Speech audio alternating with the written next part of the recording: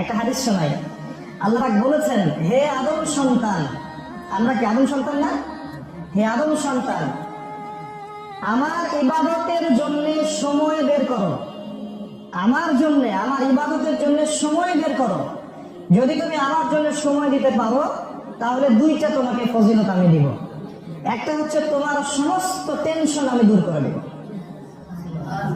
Tension বলে কিছু আপনার থাকবে না, এবং তোমার সমস্ত দারিদ্রতা আমি ঘুচিয়ে দেব। আর আল্লাহ পাক বলেছেন, ওয়াইল্লান তাফআল, তুমি যদি এইটা না করো, আমার জন্য সময় না দাও, আমার ইবাদতের জন্য সময় বের করতে না পারো, তাহলে তোমার দুই হাতকে আমি ব্যস্ততা দিয়ে ভরে দেব। যখনই বলবেন ব্যস্ত আছি, আল্লাহ পাক ব্যস্ততা দিয়ে হাত ভরিয়ে দিয়েছেন, এটা আল্লাহর গজব। আরেকটা হচ্ছে, তোমার অভাব আমি কোশ্চিন কালেও দূর করবো না, তোমার অভাব আমি দূর করবো না।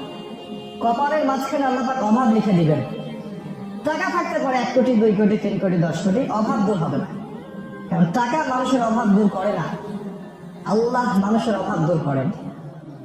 একজন ভ্যান চালক সারাদিন ভ্যান চালায়, দেখবেন রাত্রেবেলা দিব্যি সে নাক ডেকে ঘুমাচ্ছে, প্রশান্তির ঘুম। আর দেখবেন ব্যাংক ব্যালেন্সে crore crore, million billion dollar পড়ে আছে, ঘুম নাই, অশান্তি। তাই না? বাস্তবতা এগুলা। অতএব এটা আল্লাহর গজব। যদি আপনি আল্লাহর জন্য সময় দিতে না পারেন, আল্লাহ পাক আপনার হাতকে ব্যস্ততা দিয়ে ভরে দিবেন, আপনি সময় দিতে পারবেন না। তখন অভাব আল্লাহ কখনো দূর করবেন না।